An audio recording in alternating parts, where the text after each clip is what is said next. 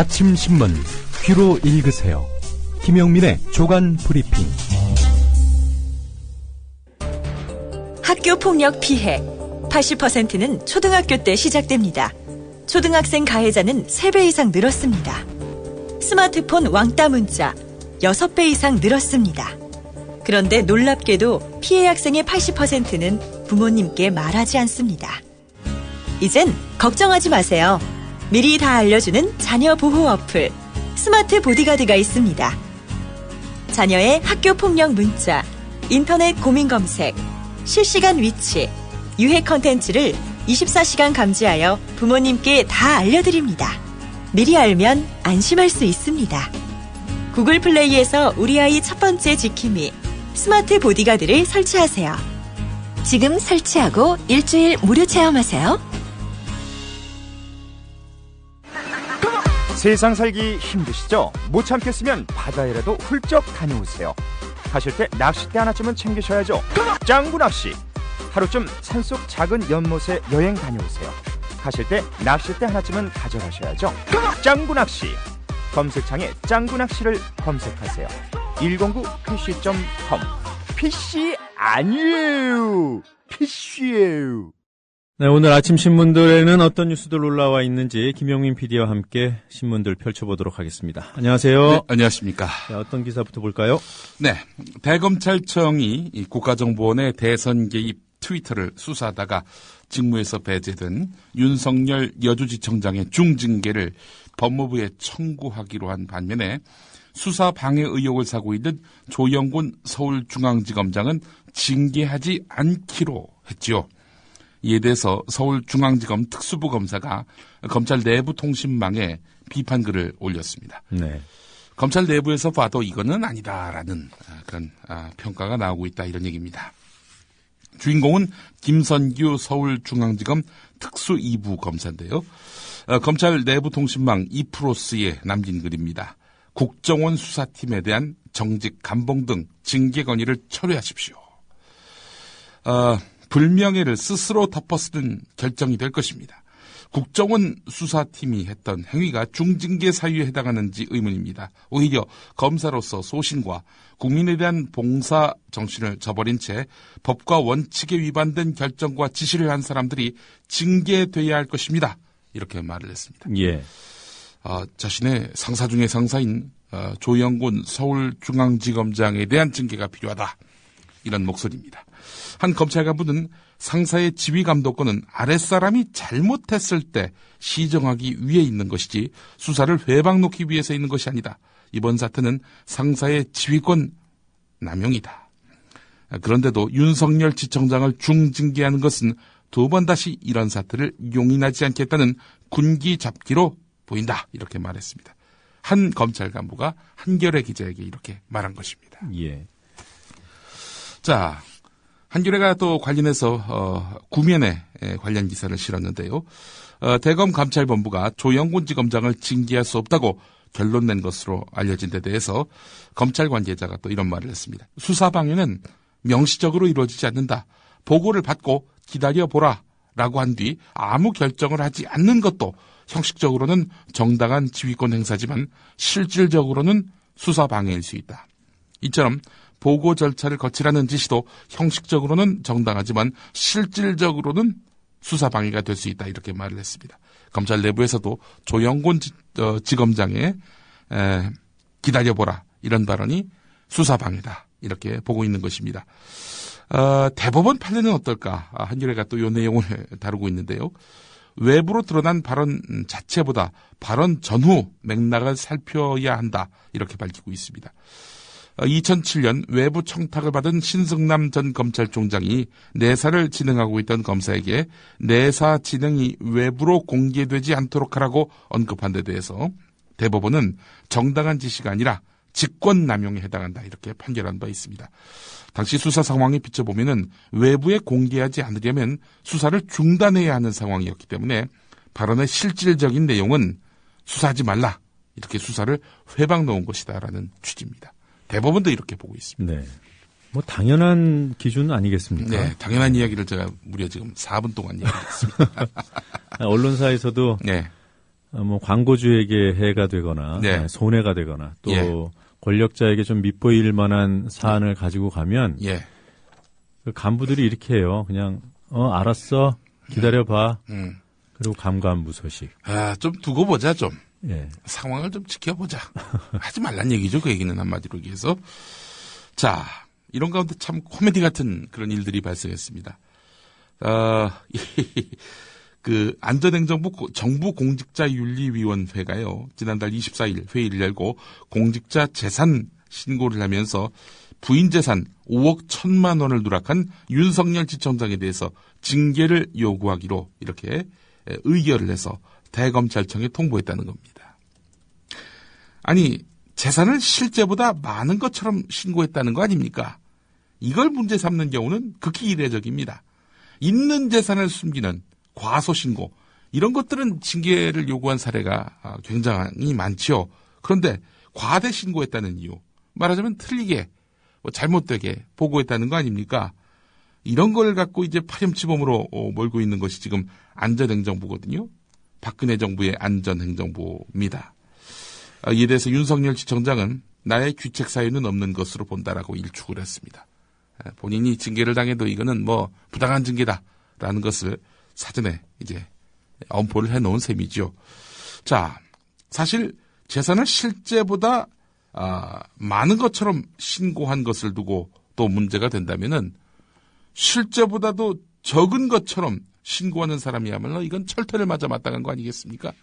자, 오늘 황찬현 감사원장 후보자에 대한 인사청문회가 있습니다. 황찬현 감사원장 후보자는 장남의 재산을 축소 신고했다는 의혹을 사고 있습니다.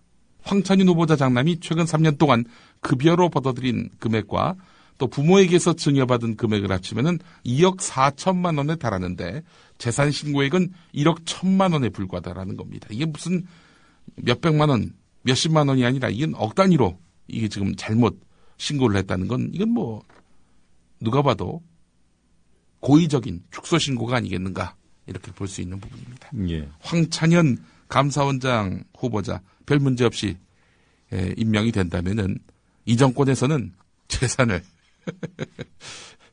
과대 신고하는 것은 절대 용납할 수 없는 일이다.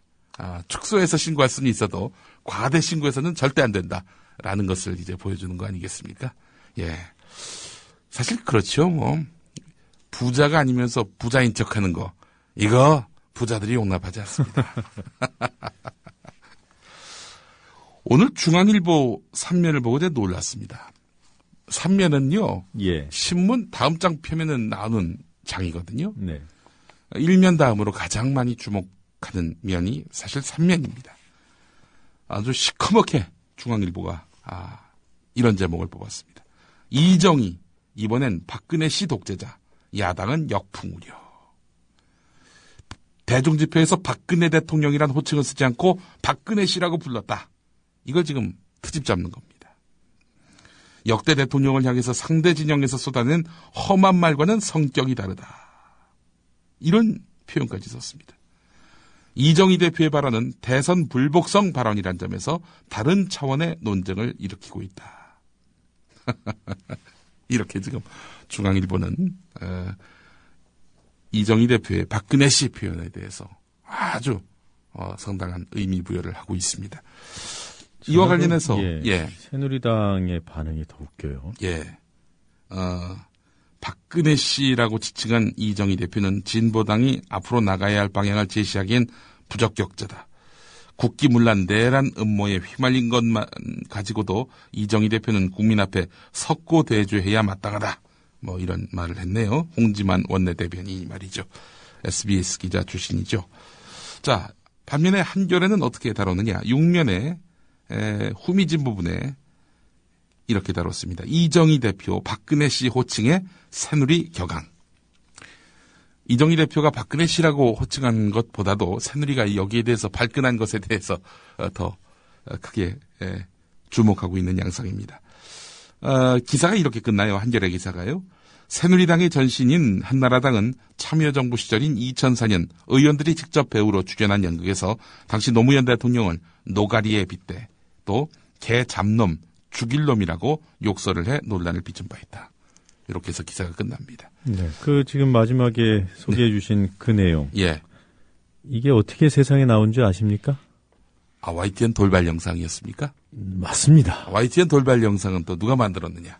노종면 기자가 만들었고요. 그래서 노종면 기자가 지금 여기서 방송을 하고 있습니다. 제가 이때 2004년 이 당시 그 환생경제라는 새누리당 그 당시 한나라당 의원들의 연극 영상 테이프를 보고 사실 눈과 귀를 의심했습니다. 어떻게 이런 게 가능한 것인지.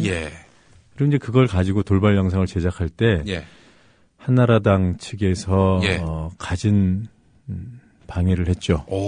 출입 기자들을 통해서. 뭐 이런 것까지 하냐. 이런 것까지 하냐. 네. 그러면 그 당시에 언론들이 전혀 보도를 안 했었어요. 전혀 보도를 하지 않았습니다. 돌발 영상이 최초로. 네, 돌발 영상 나온 다음에 그 다음에 보도가 되기 시작했어요. 왜냐하면 알 수가 없잖아요. 그날 기자들이 까맣게 그 현장에 있었을 텐데.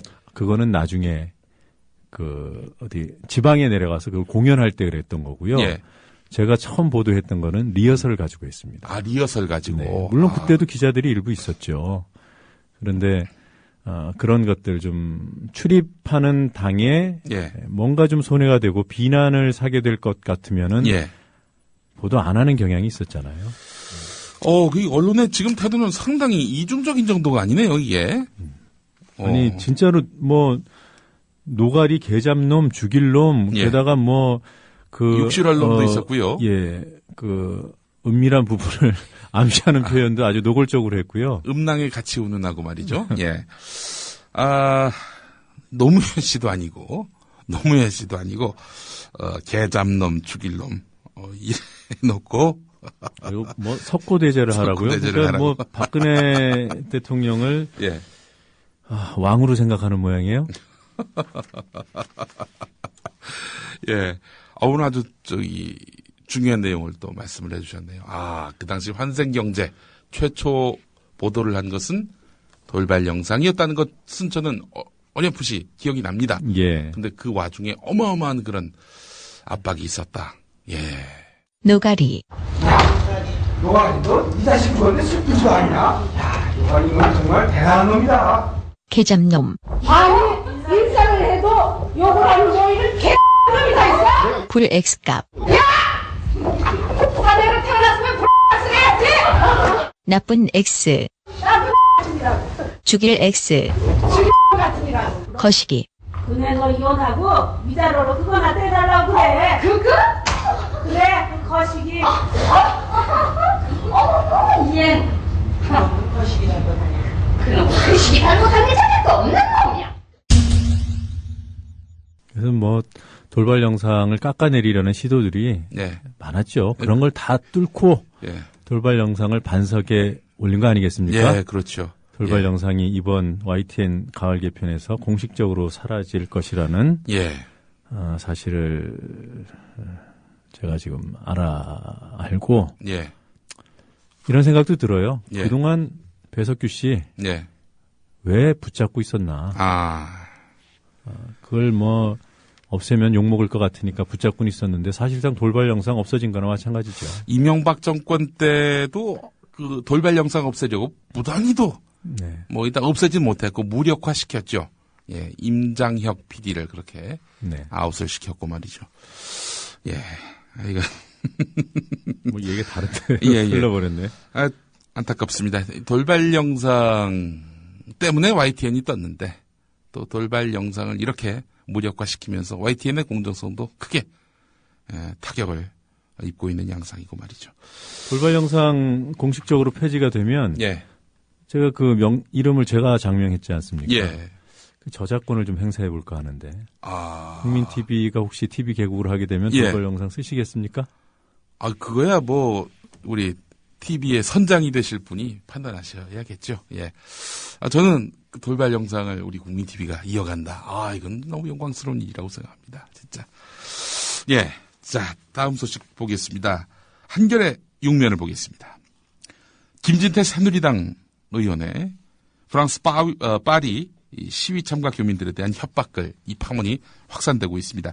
미국의 웹 모바일 미디어 토픽스가 김진태 의원이 시위 참가자들을 상대로 해서 가만두지 않겠다는 식으로 얘기를 했었죠. 정확하게 표현하자면은 시위한 사람들 대가를 톡톡히 치르도록 하겠다. 법무부를 시켜서 체증 사진 등 관련 증거를 헌법재판소에 제출하겠다. 이런 내용의 글을 올렸습니다. 자, 이와 관련해서 앞서 말씀드린 미국의 웹모바일 미디어 토픽스, 여기는 미국의 최대 커뮤니티 사이트입니다. 24시간 뉴스 속보를 전하고요. 누리꾼들의 댓글로 의견을 나누는데 지난 2월에는 한 달간 무려 댓글이 2억 개를 기록했을 정도입니다. 김진태 의원의 글과 관련해서 토픽스에는 민주주의 국가에서 있을 수 없는 일이다. 프랑스인 몇 명도 한국 시위자와 같이 있던데 그들도 대가를 치르게 할 것인지 웃긴 사람이다. 이런 댓글이 달렸습니다. 근데 법무부를 시켜서 체증사진을 이렇게 확보를 해가지고 이 증거를 헌법재판소에 제출하면 뭐 어떻게 하겠다는 거예요, 이러면은? 아니, 헌법재판소가 이런 거 받아서 뭘 어떻게 한다는 거죠? 저는 이제 이분의 머릿속이 참 궁금해요. 예. 아니, 법무부를 시켜서 체증사진 등 관련 증거를 헌법재판소에 제출한 다음 뭘 어쩌겠다는 겁니까?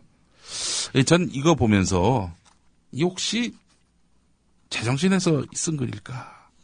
그런 생각을 해봅니다. 김진태 의원이 뭐 평시에도 막말과 폭언을 일삼다시피 했는데 이런 글을 그 파리 순방 중에 썼다. 저는 이게 맨정신에서 썼을 거라고 생각되지 않습니다. 예. 자, 다음 소식 보겠습니다. 한겨레가 아니라 이제 한국일보 일면 머릿 기사인데요. 노무현 전 대통령이 2007년 남북 정상회담 대화록에 수정 취지를 문서로 남긴 것으로 확인됐다. 이런 내용의 기사입니다. 문서에는 NLL을 임기 중 해결할 생각이 없는데 잘못돼 있다. 이런 취지가 드러나 있다는 겁니다. 검찰이 확보한 A4 용지 3분의 1 분량 문서에서 노무현 전 대통령은 수고했으며 다듬어 놓자는 의미에서 재검토로 하자. 회의록을 보니 조명균 비서관이 기억하지 못하는 내용이 많다. 정상회담에서 김정일 위원장도 NLL을 사후에 처리하는 데 동의했으나 회의록을 보면 내가 임기 중 해결한다고 한 것처럼 돼 있는데 지혜롭게 대처해야 할 것임.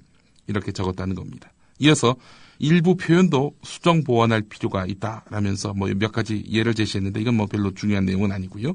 어쨌든 중요한 것은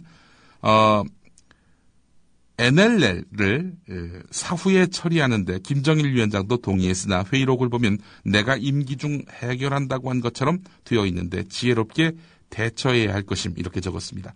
참여정부 인사들은 녹취록 작성 때 뜻이 정확하게 전달되도록 최소한의 수정을 하는 것이 관리고 이렇게 고친 대화록 수정본을 국가정보원에 넘긴 것이고 그렇기 때문에 문제가 없다는 그런 입장인데요. 하지만 검찰은 의도를 가진 수정으로 해석되고 조명균 비서관이 쓴 그러니까 노무현 전 대통령이 수정을 지시한 그 원본, 이 원본이야말로 NLL 대화록의 진짜 내용이 아니겠는가. 이렇게 지금 검찰은 보고 있습니다. 노무현 전 대통령이 그 대화를 한 당사자고요. 조명균 비서관이 기록한 내용에 대해서 이거 잘못 쓴 거 아니냐? 고쳐라.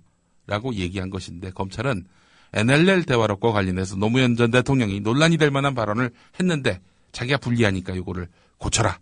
라고 지시한 것에 좀 더 무게를 두고 수사를 진행하고 있다는 얘기입니다. 뭐 NLL을 임기 중에 해결한다고 하면 뭐 문제가 되나요? 그러니까요. 이게 뭐 검찰 말이 맞으려면 임기 중에 NLL 문제를 해결한다고 하면은 네. 그게 무슨 뭐 진짜 NLL을 북한에 넘기는 것처럼 네. 포기하는 것처럼 그렇게 된다면은 뭐 혹여 예. 또 그런 의도를 의심해 볼 수 있겠지만 예. 그 노무현 전 대통령이 김정일 위원장과 그 당시 나눴던 대화의 내용 그리고 또 제시했던 방안 이런 것들을 해결이라고 한다면 문제될 것이 없지 않겠습니까? 예. 근데 중의적인 표현일 수도 있는 그런 건데, 예. 자, 오늘 한국일보는 이 기사를 아주 중점적으로 다루고 있습니다. 3면에도 관련 기사가 있습니다. 한겨레 8면을 보겠습니다. 한겨레가 최재천 민주당 의원실로부터 받은 안전행정부 시민단체 지원사업 내용을 분석해 봤더니 안보의식 고취, 종북 좌파 척결 등 이런 구호를 내건 보수단체에 대한 지원은 2008년 촛불 집회 이후 크게 증가한 것으로 드러났다는 겁니다. 안전행정부의 시민단체 지원 사업에 채택된 보수단체는 2008년 10개 단체에 4억 원 정도 지원이 된 것인데 2009년에는 32곳 10억 원으로 늘어났고요. 2012년에는 63개 단체 31억 원으로 급증한 것입니다. 박근혜 정부 들어서도 보수단체 58곳에 20억 원이 지원됐는데요. 과거의 그 시민단체 보조금 지원은요, 인권신장, 평화, 국제교류협력 같은 순수한 시민단체 활동을 중심으로 했는데, 이명박 정부 들어서는 지원사업 유형을 국가안보, 4대강 살리기, 100대 국정과제 등 정권과 이념 홍보로 크게 바뀐 것으로 보이는 것입니다. 실제로 민간인 사찰을 벌였던 총리실 공직윤리지원관실에 USB에서 발견된 2009년 제도 개선 대장문건을 보면은 당시 행정안전부가 보수단체의 보조금을 지원할 수 있도록 한 그런 내용이 담겨 있습니다. 보수단체의 활동이 이명박 정부 당시 청와대와 깊이 연관된 것으로 추정되는 대목입니다. 종북몰이에 앞장서고 있는 이런 보수단체에 대해서 왜 이명박 정권부터 집중적인 지원이 있었을까? 특히 대선이 있던 2012년에 크게 늘어났을까? 역시 아무래도 이런 시민단체를 앞세운 이런 식의 선거 개입을 정부가 뒤에서 배후 조종했던 것 아니냐, 이런 의혹도 가능한 대목입니다. 최재천 의원의 말이 있습니다. 정권 차원에서 보수단체의 나랏돈을 지원하도록 이렇게 늘리고 이들은 안보교육과 SNS 활동을 빙자해서 정권 연장에 영향을 끼쳤을 가능성이 높다. 안전행정부는 지금이라도 이 단체들의 활동 내역을 면밀히 검토하고 보조금을 줄여야 한다. 이렇게 말을 했습니다. 이 안행부에서 이제 새마을 운동에 대한 대대적인 지원을 하겠다는 거 아니겠습니까? 예. 자, 새마을 운동은 또 새마을하고 새누리하고 같은 뜻 아닌가요? 예. 새마을을 여러 개를 모아놓으면 새누리가 되겠죠. 새누리 운동을 펼치겠다로 저는 자꾸 들립니다. 홍사덕 민족화해협력 범국민협의회 대표 상임의장의 대북 접촉 가능성이 제기됐습니다. 오늘 세계일보가 일면 톱으로 보도를 했고 서울신문도 일면에 실었습니다. 민화협 차원에서 연내에 북한을 방문하려 한다. 이렇게 홍사덕 의장이 최근 민화협 상임의장단 회의에서 밝혔다는 겁니다. 자, 때는 박근혜 대통령이 최근에 남북 관계 발전이나 한반도 평화를 위해서 필요하다면 언제라도 북한의 지도자와 만날 수 있다라고 밝힌 직후여서 주목됩니다. 청와대는 이에 대해서 사실무근이다 이렇게 말했다고 합니다.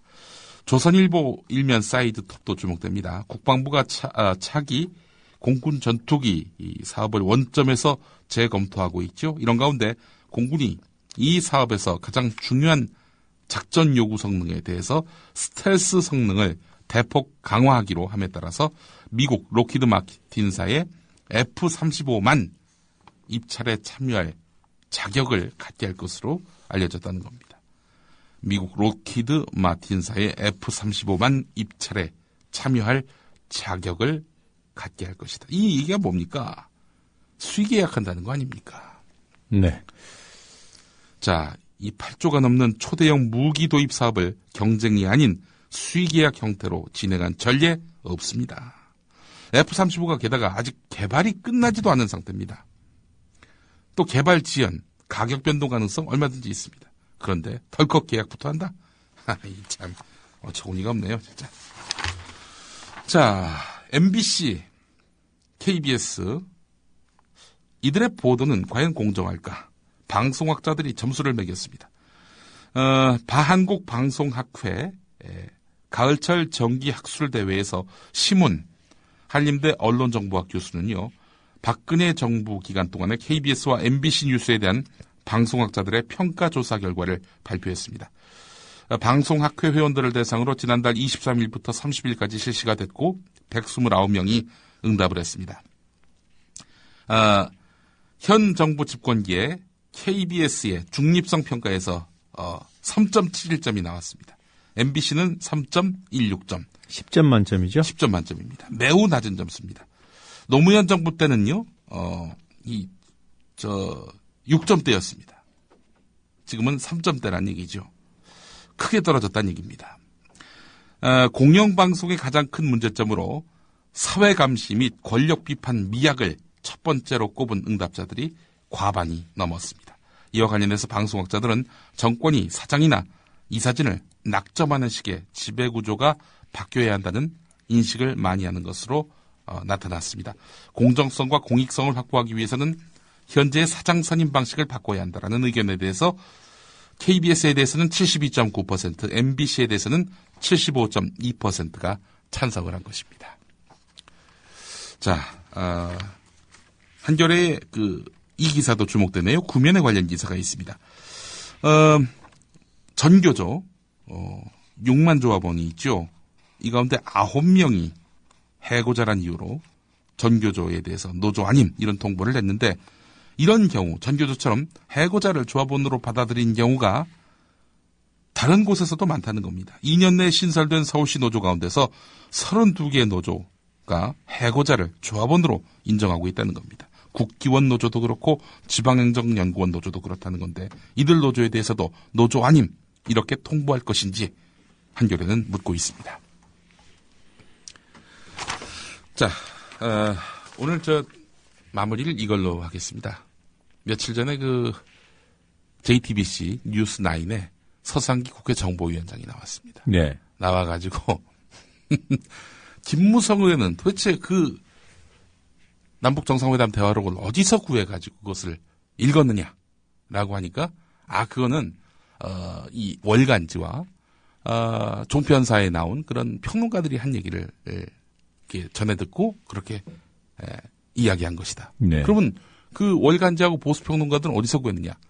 보좌진이 준 것이다. 그 보좌진은 어디서 구했느냐라고 하니까, 그것은 월간지와 종편을 보고 알았다. 이게 삥삥 도는 얘기를, 말도 안 되는 얘기를 하는 그 내용을 전해드리면서 저는 오늘 마무리하겠습니다. 네, 김무성 의원 또 서상기 의원 등등 또 정문원 의원 검찰에 소환된다고 하는데 좀 조사 좀 제대로 좀 받았으면 좋겠습니다. 거기서 또 그런 얘기할지 주목됩니다. 네. 물러가겠습니다. 네, 고생하셨습니다. 김무성은 대선 때 녹취록을 어디서 구해서 유세 때 읽었나? 월간지에 다 나왔지 않습니까? 왜? 아니요, 저는 월간지 자세히 보지 않아서 모르겠습니다. 다 나왔고, 보수 논객들도 선거 때 와서 또, 종편 같은 데서 그런 얘기도 많이 했고, 그래서 그거는 새로운 거 없습니다. 아니, 그 문제는 그런 걸 어떻게 미리 볼 수 있냐 하는 문제인데. 월간지나 종편에 출연한 보수 논객은 녹취록을 어디서 구해서 읽었나? 그거는 보좌관들이 보고 적어줬겠죠. 보좌관은 어디서 봅니까? 그 보좌진은 녹취록을 어디서 구해서 전해줬나? 보좌관들이야, 월간지에서 볼 수도 있고, 또 보수 논객들 토론하고 나면은 요새 인터넷에서 다 뜨지 않습니까? 글쎄요, 하여튼 그래서. 계속 도니까 더 질문 안 드리겠습니다만. 제가 보기에.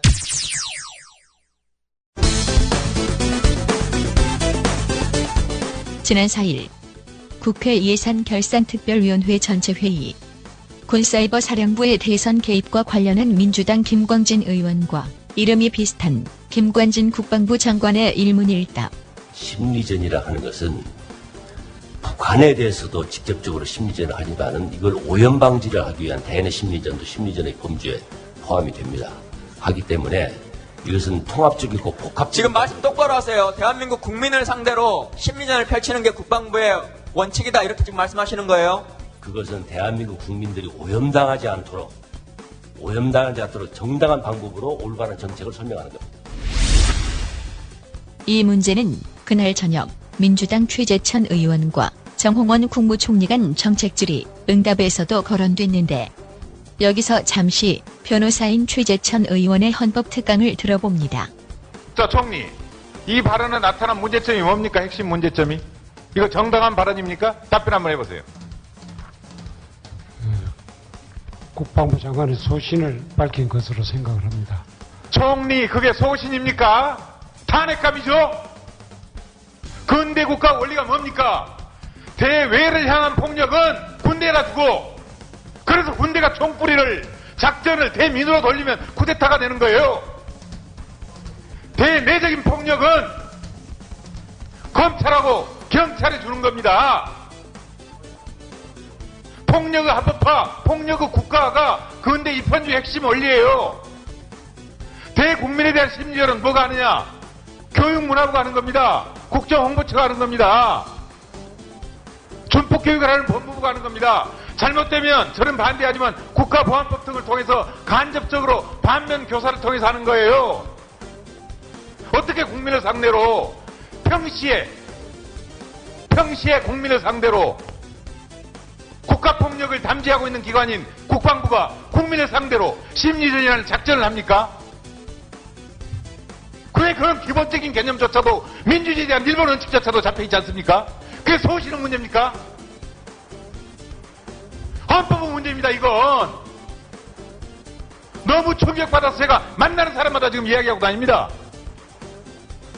아무리 정책이 옳다고 목표가 옳다고 비전이 옳다고 그게 올바른 겁니까?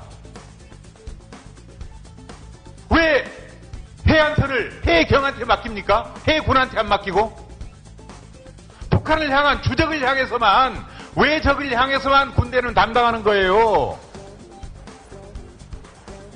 전시에만 계엄시만 그때는 심리전을 국민을 상대로 할 수도 있겠지만 나머지는 완전히 잘못된 겁니다. 이러니까 우리가 아직까지 민주주의에 대한 의심을 품고 때로는 회의하고 답답해하는 겁니다. 가장 기본적인 개념조차도 안 잡혀 있으니까. 근데 입헌주의 일반 원칙조차도 우리는 손쉽게 허물어버리잖아요. 옳다는 이유로, 정파적인 이유로, 어느 정부에 근무한다는 이유로.